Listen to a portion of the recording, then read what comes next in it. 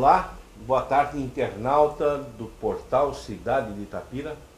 Mais uma vez, nesta sexta-feira, 3 de agosto, estamos com o nosso programa Conversa de Gente Grande. Nessa oportunidade, recebemos em nossos estúdios o Ulisses Férez da Silva, que é diretor do IESE, mas também é psicólogo.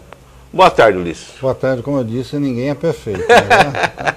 Boa tarde, é um prazer estar aqui, Veneno. Conte sempre conosco. Isso. Ulisses, foi até uma surpresa para mim o fato de você se declarar agora, né, psicólogo. Qual é a sua formação de fato?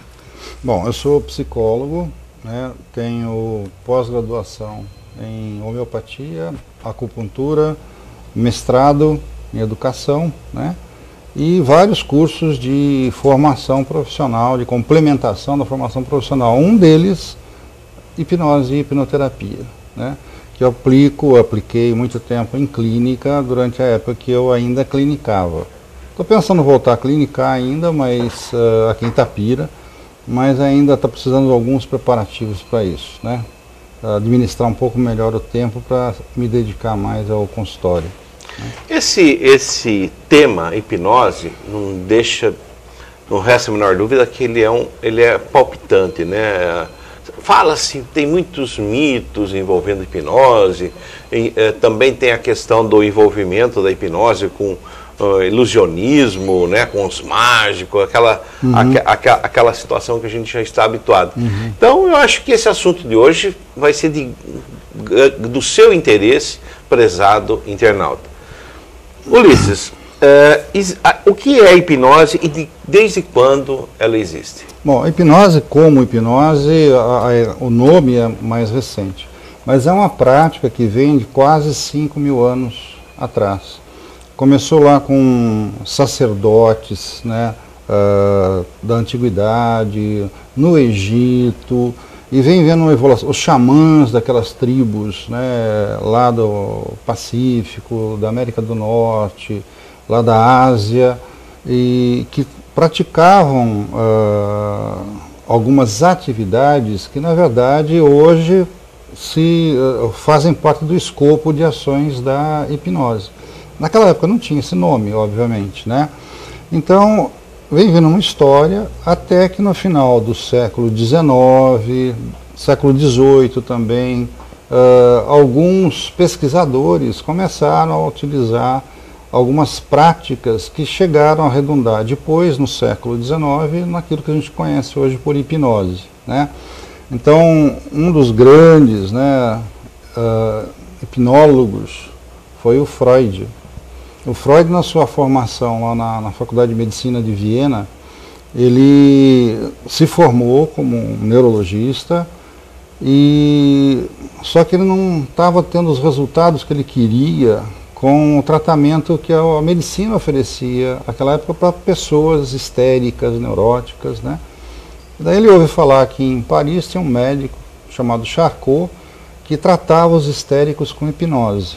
Ele vai para Paris aprender com o Charcot, passa 10 anos lá, depois ele volta para Viena, junto com um amigo, escreve um livro, e depois ele muda o método de ação dele de hipnótico para o psicanalítico.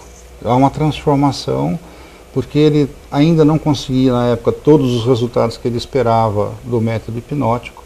Ele transforma um método psicanalítico que a gente conhece até hoje, né? E muita gente acha que qualquer tipo de terapia é uma análise, quando na verdade não é. Existem várias áreas terapêuticas, entre elas a psicanálise, né? Certo. Então é uma história muito antiga. E hoje não existe dúvida quanto a esse tratamento, a essa terapêutica. Ela é reconhecidamente pela ciência, pela medicina? Não só pela medicina, porque ela hoje está dentro da área de formação de médicos, psicólogos e dentistas. Eu lá na Unip de Campinas ministro aulas de psicologia aplicada à odontologia, e entre as atividades que a gente mostra lá para os nossos alunos é a questão da hipnose aplicada à odontologia. Essa técnica é uma técnica que traz muita dúvida nas pessoas. Existem mitos ligados à hipnose que, na verdade, são inverídicos, né? Mas que estão presentes aí no inconsciente popular e as pessoas têm um certo receio. Tem aquela pessoa que vira para você assim, se você falar para mim que eu vou fazer uma hipnose, eu não topo. Ou seja, a hipnose, na verdade, é uma auto-hipnose. Não é que a pessoa fique sob controle do hipniatra. Isso que eu ia perguntar, como é que funciona, né? O que é a hipnose? A hipnose basicamente é um tratamento, não é essa coisa que aparece em televisão, de vez em quando, aquele exibicionismo. Aquela questão de pendurar o relógio. Isso são técnicas muito antigas, hoje você pode até utilizá-las, mas não se utiliza mais isso, é muito raro, né? Mas essa questão do jogo cenográfico, né, principalmente na televisão, tem um profissional uruguaio que às vezes está nas TVs aqui do Brasil, ele hipnotiza a pessoa da plateia, ele põe a pessoa comendo cebola, achando que é maçã, e a pessoa nem chora, né? Então, essas coisas meio, eu diria assim, mágicas, não compete à hipnose científica. Certo. Né? A hipnose científica é aquela que você faz em consultório quando você verifica a necessidade de fazer uma investigação mais aprofundada da pessoa. Então existem fatos marcantes na vida de uma pessoa, pode ser até traumáticos, né? Que a pessoa não recorda, que estão lá no inconsciente dela, e que através de um trabalho hipnótico você traz a pessoa até o momento daquela situação que foi traumática, entende a situação como foi, dessensibiliza a pessoa para aquele fato, a fim de que ela consiga ter uma vida normal a partir desse momento, né? Então, aquelas impressões conflituosas que ficam lá no psiquismo da gente, que a gente não tem consciência, pode interferir no dia a dia da pessoa sem que ela perceba. À medida que você vai lá e descobre essa situação, traz para nível de consciência, trabalha essa situação, ela deixa de ser ameaçadora para o indivíduo. Certo. Né? Então eu trabalho com a hipnose terapêutica em consultório quando há necessidade, né? Mas existem vários empregos para ela. E qualquer pessoa pode ser hipnotizada? Olha, eu diria o seguinte, hoje em dia 5% da população do mundo não pode. São aquelas pessoas que têm um grau de deficiência mental bastante acentuado, pessoas extremamente neuróticas, cujo grau de resistência é muito grande. Por que resistência? A hipnose é uma entrega. A pessoa se entrega a ela mesma sob orientação de outra pessoa. Se ela tem dificuldade de se entregar, ela oferece resistência. E quando você tem resistência, nada acontece. Então, os neuróticos bastante acentuados, os deficientes mentais, os psicóticos, né? Esses não têm condição. Mas no normal, qualquer pessoa pode se submeter a uma sessão de hipnose. Perfeito. E é verdade que a pessoa hipnotizada perde o controle de si e fica indefesa diante do hipnotizador? Não. Na verdade, o que acontece? O hipniatra, o hipnotizador, é uma pessoa que vai trabalhar com no meu caso, eu induzo a pessoa através de uma fantasia, crio uma fantasia para a pessoa ir relaxando, reduzindo a ansiedade, e a partir disso eu vou chegando ao ponto de levar a pessoa a um grau de hipnose, né? Então, o que acontece aí nessa situação? Como a hipnose, de fato, é uma auto-hipnose, tudo aquilo que vier ferir a moral, os costumes dessa pessoa que está sob hipnose, ela não vai realizar. Vou dar um exemplo. Vamos supor que a gente pegue uma mulher stripper, que está acostumada a fazer striptease, tirar a roupa em público, certo, e uma freira. E eu hipnotizo as duas. Quando eu mandar as duas tirar a roupa, a stripper vai fazer com a maior tranquilidade e naturalidade. A freira vai acordar, porque vai contra os princípios dela. Então ninguém faz nada sob ação de hipnose que não o seu inconsciente, a sua moralidade não permita. Então não existe esse controle do hipniatra sobre o paciente. Essa é a grande confusão. Acredita-se que é o hipnotizador que exerce todo o controle, mas na verdade é a própria pessoa que está... A pessoa está auto-hipnotizada, ela permite a ação do hipniatra, entendeu? É uma entrega, ela se entrega para ele. Mas se ele propuser alguma coisa que fira, né, a moralidade, o caráter dessa pessoa, ela não vai... Ela vai acordar. E como é que se hipnotiza uma pessoa? Como eu falei, tem que haver uma necessidade clínica para isso, né? Então você faz a indução. O que é essa indução? Você quer ver, a gente é hipnotizado no dia a dia e não sabe. Você sabe qual é o melhor e maior hipnotista que existe? A nossa mãe. Mãe. A nossa mãe. A nossa mãe pegava a gente quando era criança, e como pega as crianças de hoje em dia, põe no colo assim, começa a embalar e cantar cantigas de niná. Isso é uma indução hipnótica. A criança dorme. Você pode ligar a televisão e daqui a pouquinho você dorme. Você chega... Eu ia dizer, arriscar a televisão como... Isso. A televisão é hipnótica. Você está no trânsito, às vezes, você está andando com o carro, você está numa avenida, daqui a pouco você, como a Rio Branco aqui, por exemplo, aqui em Itapira, Rio Branco, você está aqui no passo municipal, você desce lá no sentido da rodoviária. Você passa aquele conjunto semafórico que tem durante o trajeto todo, até chegar lá na rodoviária, e de repente lá, depois você passa o último semáforo em frente às lojas de moto e veículos, você para e pensa assim, ué, mas que cor que estava o semáforo lá? Eu não percebi. O seu consciente estava atento às manobras que você fazia, mas o teu inconsciente estava desligado, entendeu? Então, já é uma certa hipnose isso. Quando alguém vira para você e fala assim, nossa, que trabalho inteligente que você fez. Ele está fazendo sem que você saiba, está induzindo você a uma situação hipnótica.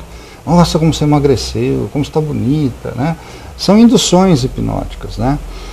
Mas como é que se faz isso? No consultório tem várias formas de você trabalhar. Eu trabalho com uma indução, sugestibilidade. Vou dando técnicas que vão sugestionando a pessoa para que a pessoa possa relaxar, entrar num estado de redução de consciência, porque você reduz o grau de consciência da pessoa, para você chegar no subconsciente dela, né? Então, normalmente eu faço através de uma fantasia, crio uma fantasia, um sonho, vou passando um sonho para a pessoa vai se entregando. E existem sinais corpóreos que você vai identificando, você vai, a partir disso, você vai aprofundando a situação e de repente você já sabe que a pessoa está em estado de hipnose, porque a respiração dela está muito tênue. Observe uma pessoa dormindo, você vai ver que a respiração dela é quase que imperceptível para quem olha, né? O movimento contínuo do globo ocular, né? E aí você começa a fazer a indução hipnótica para a pessoa, buscando o objetivo, o princípio daquela situação, aquela proposta terapêutica, né? Então você pode utilizar, por exemplo, tem casos de pessoas que sofrem acidentes de carro. Assim, a pessoa de repente acorda, ela está no hospital, ela não se lembra absolutamente nada daquele fato. E esse fato é traumático para ela, né? Será que essa pessoa esqueceu do acidente? Ela não esqueceu. Mas o trauma foi tão grande que é melhor ela não recordar. Então o inconsciente suga essa informação da consciência, bloqueia, para que a pessoa não sofra. Mas em situações similares ao acidente, ela vai ter uma reação defensiva. Então, por exemplo, ela está andando como passageira num carro, de repente uma situação muito próxima daquela que trouxe o acidente, ela tem uma reação instintiva, vamos chamar assim, que é prejudicial a ela, pode até provocar um outro acidente. Então você pode fazer uma regressão de idade por hipnose, levando a pessoa até o dia e horário do acidente. Ela vai falar isso para você com sofrimento, e você vai a partir disso dessensibilizá-la da situação e dar um comando para ela, uma ordem para ela, para que ela possa se lembrar do fato sem sofrer. né? Então, quando volta da sessão, essa situação está clara para ela e ela é capaz de falar sobre essa questão de uma maneira amena, sem qualquer tipo de distúrbio ou intranquilidade, né? E sempre funciona? Funciona. Não, o que eu quero dizer, assim, a pergunta é assim, sempre esse objetivo é atingido ou ele depende de um tempo maior? Olha, veja bem, depende das pessoas. Tem pessoas que têm um grau mais acentuado de resistência, outros na hora. Isso você fica sabendo na hora, quando você faz um teste de sugestibilidade, você sabe como é que você vai trabalhar. Normalmente, o que eu faço? Quando eu estou com o paciente, numa primeira sessão, eu lanço o que eu chamo de signo-sinal, né? É um código que você coloca para a pessoa, e esse código está ligado diretamente ao dormir dela, para que eu não tenha toda a sessão que reiniciar do zero a hipnose. Então a pessoa se deita, eu falo a palavra, ela já está dormindo.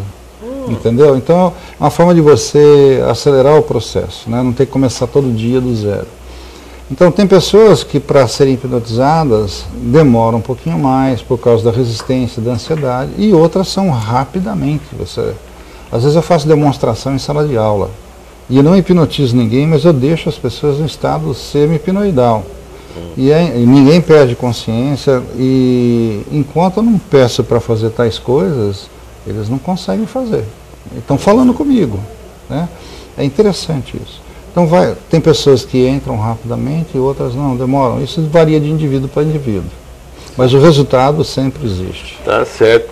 E me diz uma coisa, a gente principalmente no campo da fantasia, né, da televisão, do circo, qualquer um pratica hipnose. Né? E a literatura está aí para qualquer pessoa comprar, né? Exatamente. Mas não é isso? Não. Na verdade, existe aquele pessoal que usa a hipnose, aprende a usar a hipnose pela autoaprendizagem. É um leigo que não é nem médico, deve nem ter psicólogo. Até livro, né, para isso. Tem muitos. É um leigo que não é médico, nem psicólogo, nem dentista, que acaba comprando a literatura, que é fácil de você achar essa literatura, acaba estudando, começa a praticar e acha que é um hipnotista, um hipniatra, né? E isso é perigoso.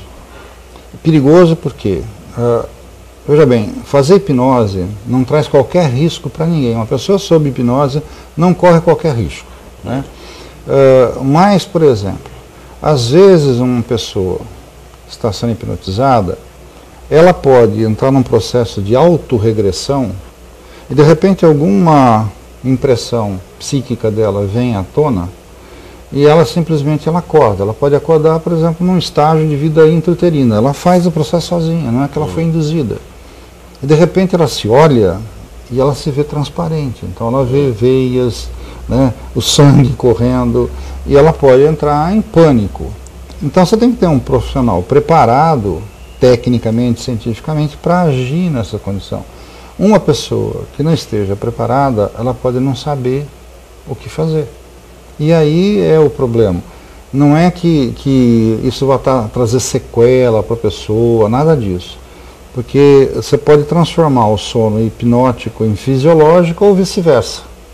Então, um caso, a pessoa desse aí, se a pessoa não for um especialista para lidar com essa situação, tem que deixar a pessoa, tranquilizar a pessoa e deixar ela dormir, dar ordem. Você continue dormindo, você vai dormir tranquilamente, na hora que você estiver descansado, você vai acordar. E a pessoa vai acordar, entendeu? Certo. Mas é uma situação que não dá para você ficar brincando com ela. Só para te contar um caso interessante, uma vez eu ministrei um curso de hipnose em Campinas para alunos da PUC, de psicologia da PUC. E ao final do curso, a gente entregou certificados, tal, o pessoal praticou, né? E eu deixo cada pessoa que faz o curso com o signo sinal. Caso eu precise um dia, tá ali, é só acionar. Nós fomos para uma lanchonete lá para comemorar o encerramento do curso, tal, mas lá para 1h da manhã eu fui embora para minha casa e alguns dos rapazes e garotas que fizeram o curso ficaram lá. Eu cheguei em casa, tinha acabado de me deitar, não demorou meia hora, tocou o telefone, uma das garotas me ligando lá, pedindo para, pelo amor de Deus, rapidinho lá, que o namorado dela não estava bem.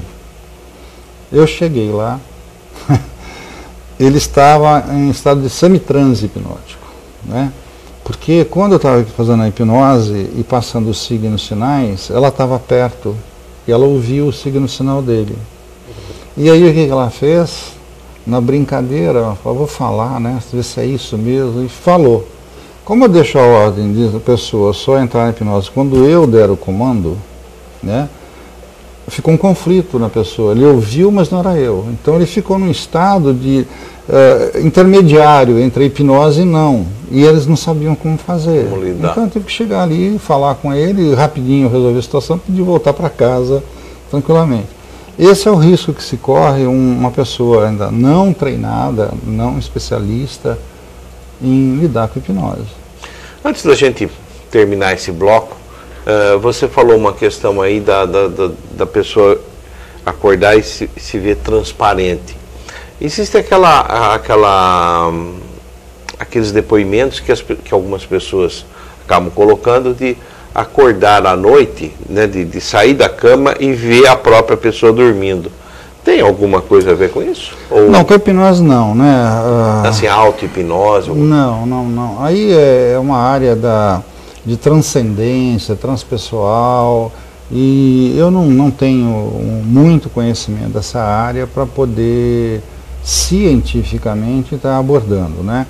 Mas tem pessoas que dão esse depoimento de ter uma visão dela dormindo e ela saindo do corpo, né? É uma experiência de transcendência. Isso. Né? Existem fatos, depoimentos, mas cientificamente eu não conheço nada que possa explicar. Perfeito. Bom, nós vamos fazer um breve intervalo, daqui a pouco nós voltamos.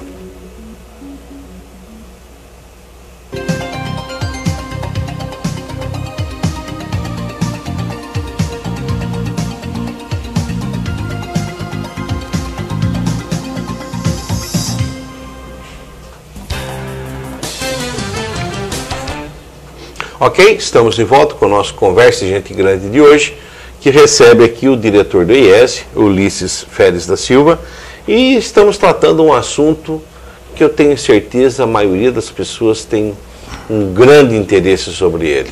Não só pela possibilidade da terapia que oferece, mas também por uma questão de curiosidade, porque é algo que vem na nossa cabeça desde quando é pequeno, através das mágicas, da televisão, e que a gente está aprendendo que aquilo lá é mágica, hipnose é coisa séria, né, Ulisses? É verdade. Ulisses, me fala uma coisa, existe aí a sensação de que essa questão, esse assunto hipnose, ele é pouco divulgado. Por que acontece isso?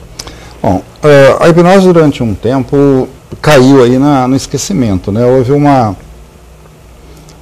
amaldiçoamento da hipnose e tal, dizendo aquela coisa de bruxo, bruxaria, e foi perdendo espaço também para outras práticas, por exemplo, a evolução científica, né? A medicação, por exemplo. A medicação alopática faz coisas, né, incríveis, né? E essa prática acabou sendo abandonada ou deixada de lado, não deu-se muita ênfase.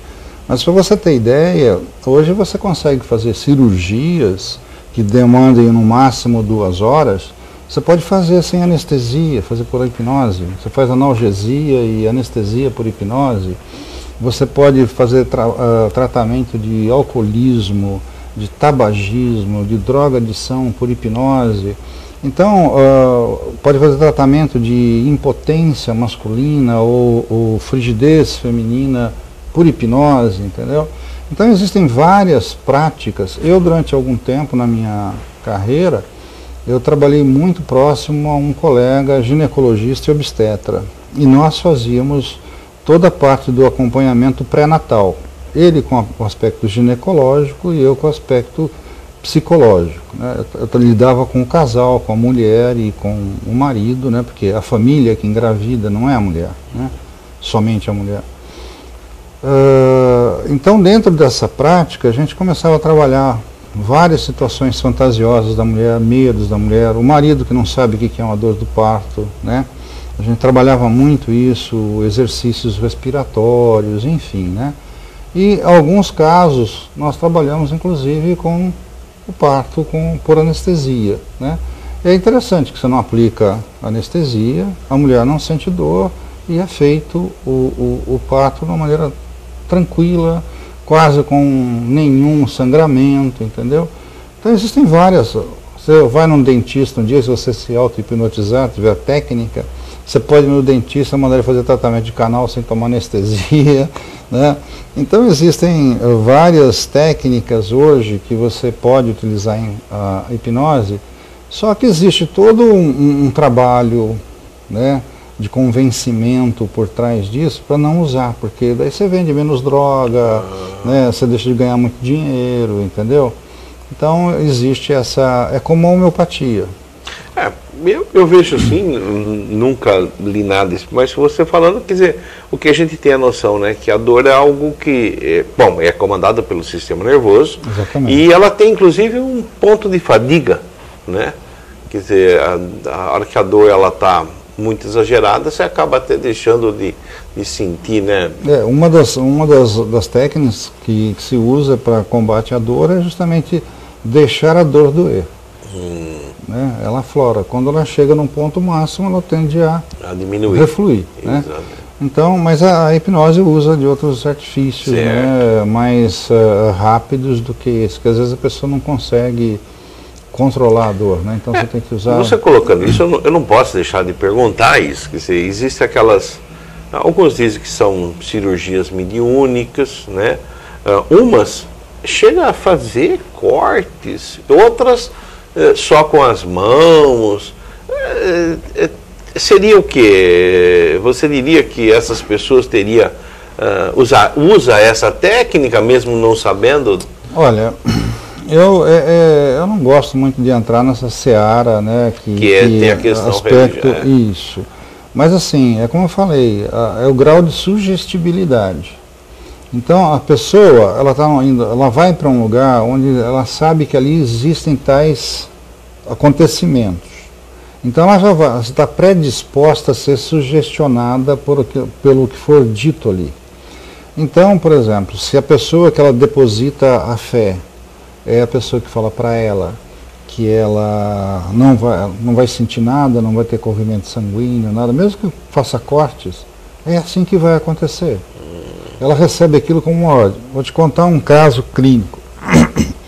Teve uma paciente que sofreu um acidente, ela não era minha paciente nessa época, sofreu um acidente de carro e a patela aqui, que é a antiga rótula, né, dela teve multifraturas, né, e ela teve que fazer cirurgia tal, fez a cirurgia e ela não conseguia, depois de algum tempo depois da cirurgia, mesmo com fisioterapia, ela não conseguia dobrar o joelho. Aí ela foi feitos os exames clínicos adequados e não tinha por que ela não dobrar. Então, em termos constitucionais, o organismo dela estava perfeito, joelho, as articulações, tudo perfeito, a patela, né?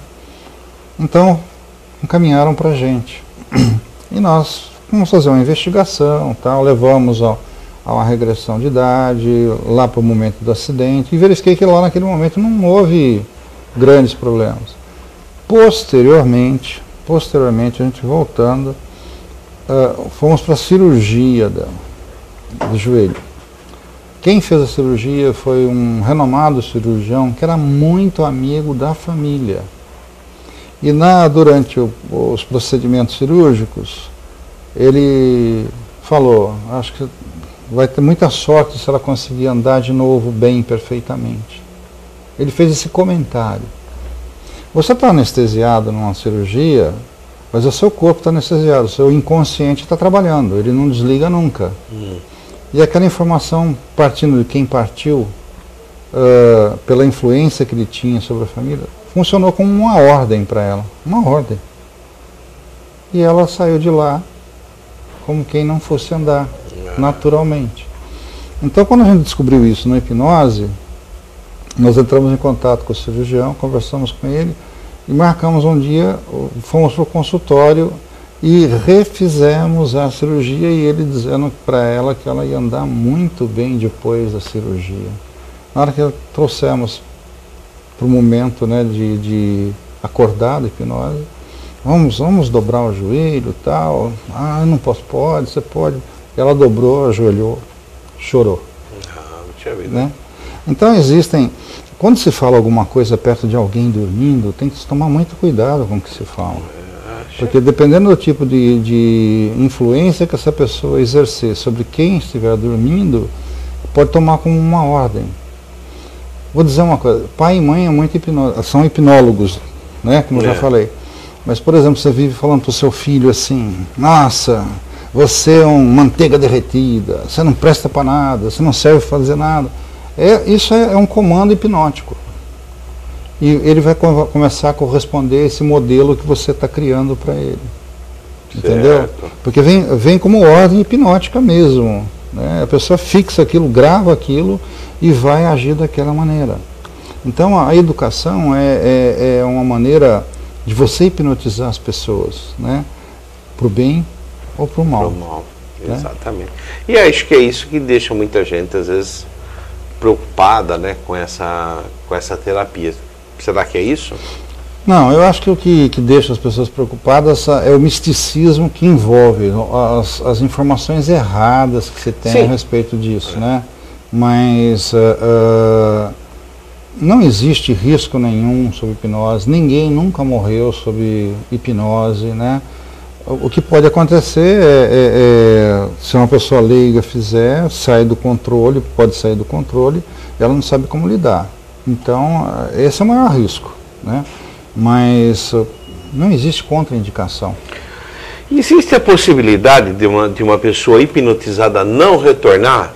Eu já até entendi pelo que você falou, mas vamos bater reafirmar. Nisso. De não voltar à normalidade? Essa é uma pergunta que sempre me fazem, né? Não existe esse risco. Você tem um sono normal, que é o fisiológico. O corpo está cansado, precisa daquele repouso, então você deita e dorme, esse é um sono fisiológico. O sono hipnótico é um sono provocado por a influência externa, né? Então você pode comandar para a pessoa ele passar de um sono hipnótico para um fisiológico. Na hora que estiver bem descansado, acorda, entendeu? Então não existe qualquer tipo de afirmação na literatura que diga que alguém nunca voltou. Isso é balela, né? Certo. E quem é que pode ser hipnotizador? Quer dizer, existe algum curso? Sim, normalmente você tem essa formação em cursos de medicina, em cursos de psicologia, em cursos de odonto, além de cursos de especialização em termos de pós-graduação, né? Então, eu tive como matéria na minha faculdade durante um ano, depois eu fiz uma especialização de mais um ano, com alguns renomados mestres aí na área, né, todos médicos e psicólogos. Tem um curso no exterior, nessa área, né? Então, essa formação hoje é privativa, a prática da hipnose hoje é privativa de médicos, psicólogos e dentistas, porque profissionais de outras áreas não podem trabalhar com essas técnicas. Por quê? Com essa técnica.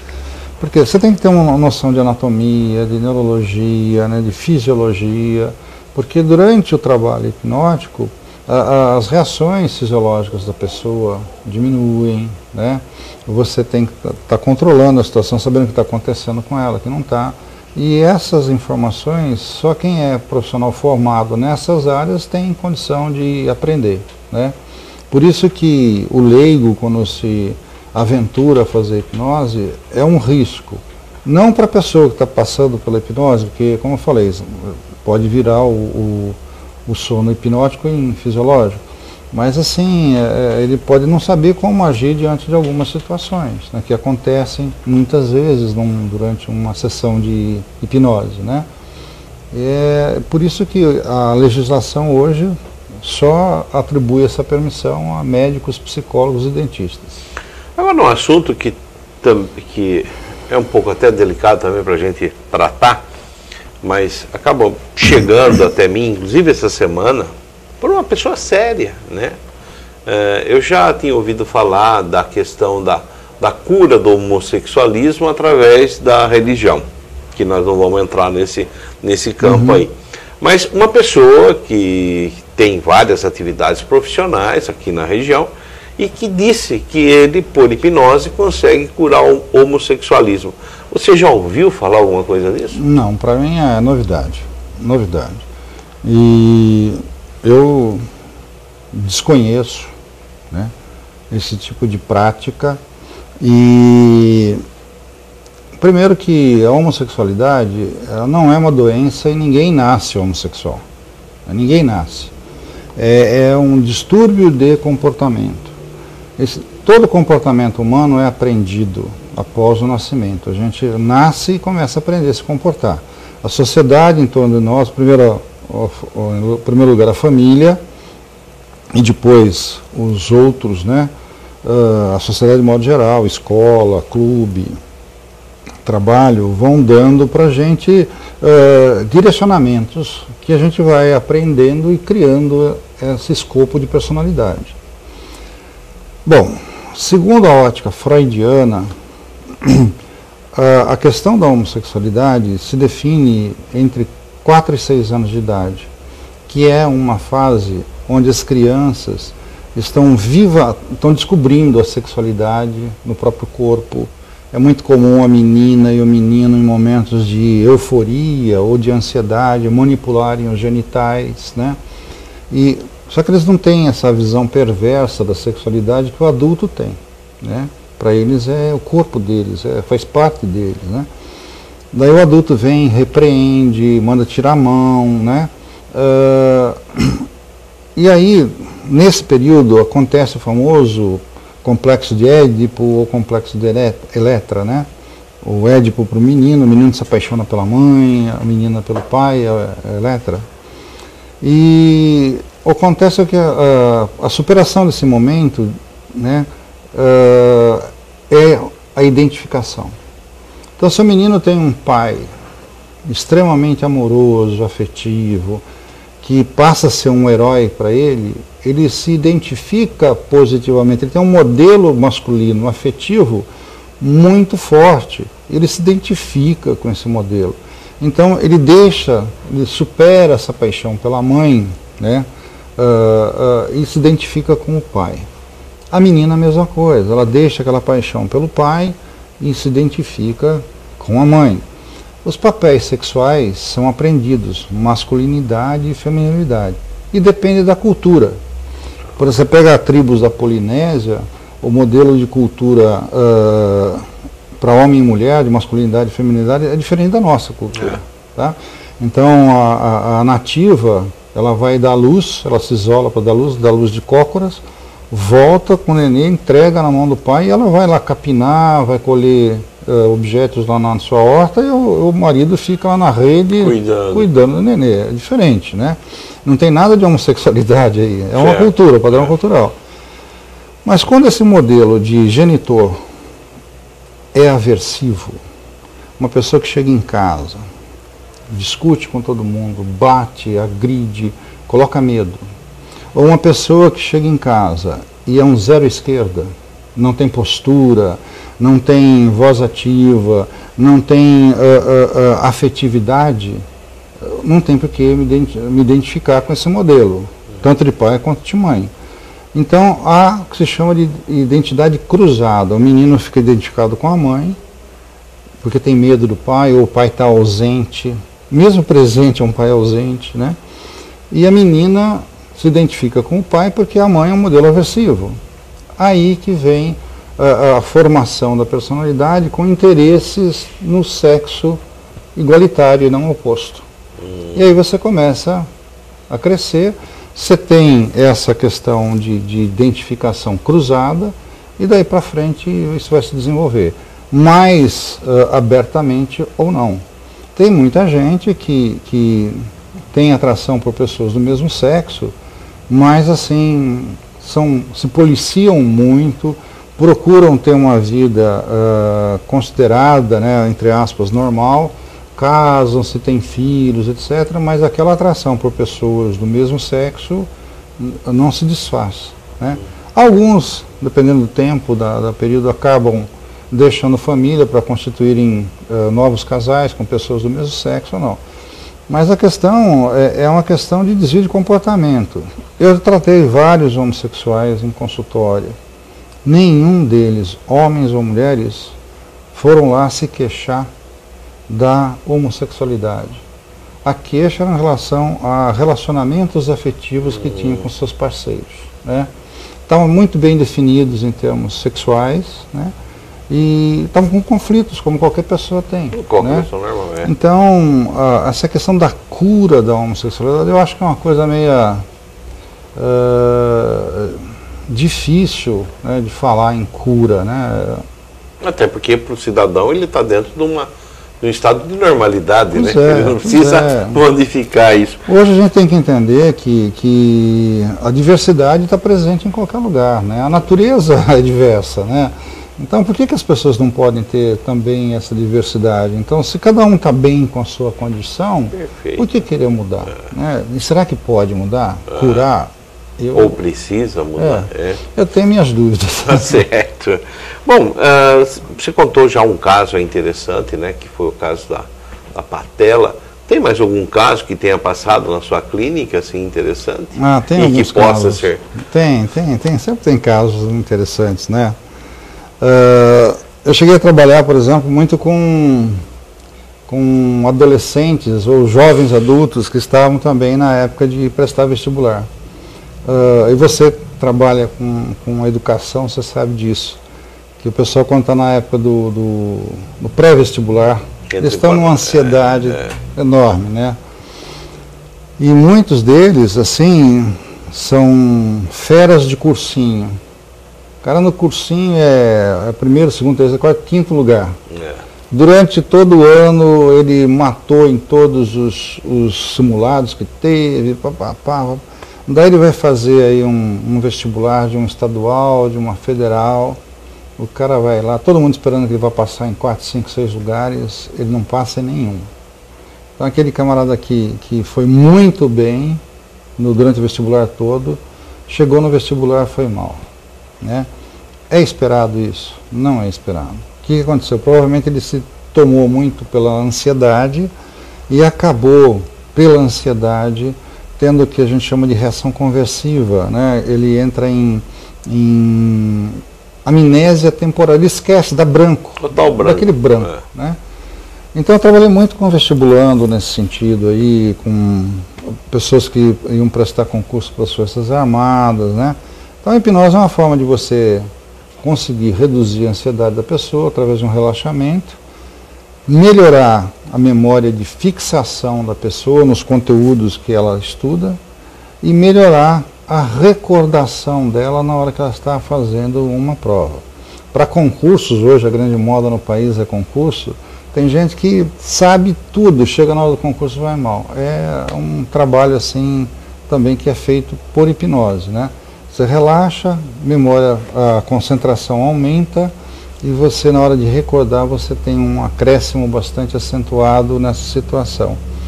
Mas existem vários casos aí curiosos sobre hipnose, que levaríamos horas aqui falando com você, né? Essa da mulher aí foi um deles, outro foi dessa moça aqui, do rapaz que a namorada falou para ele, e outra pessoa, uma pessoa num curso que eu dei lá em Itatiba, a menina acordou se vendo transparente.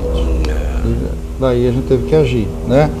Mas fora isso, andamento normal, tranquilo, né? Não tem grandes dificuldades para trabalhar com isso. É muito gostoso que você vê os resultados. Eu tive um caso clínico interessante também. Quando havia a Mercedes-Benz lá em Campinas, próximo ali do aeroporto, eu tive um paciente que era um engenheiro de produção mecânica. Rapaz, um talento, né? E ele era gago, muito gago.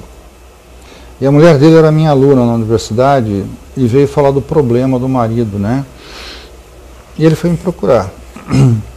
E ele estava apavorado porque a Mercedes ia mudar toda a linha de produção. E o diretor dele falou que você que vai apresentar para os operários como vai ser essa nova produção, essa linha de produção nova. Ele ficou apavorado. E criou uma expectativa na empresa que, imagina o gago dando uma palestra para 600 operários, né? Todo mundo achando que ia caçoar dele. E ele está apavorado. Então nós fizemos, mais ou menos em 15 dias, um intensivo com ele, sob hipnose. Ele subiu lá a plataforma para falar, e foi interessante que todo mundo, naquela expectativa do gaguinho começar a gaguejar, e ele deu uma aula lá de apresentação sem gaguejar, foi fantástico, né? O pessoal ficou assustado e surpreso ao mesmo tempo de ver o desempenho dele, quando todo mundo achava que ia colocá-lo como bode expiatório, né? E ele saiu muito bem. Acabou a apresentação, ele ligou para mim, vibrando, né? Doutor, eu consegui, né? E aí vai, tem muitos causos, né, para a gente contar. Bom, Ulisses, o nosso tempo está terminando. Deu a entender que você pretende montar uma clínica aqui em Itapira, atuar aqui em Itapira, é isso? Eu estou em estudos aí para dimensionar um pouco mais o meu tempo aí no IESE, né? Que agora eu também fui chamado para a Unip de Jundiaí, estou em Campinas, Jundiaí aqui.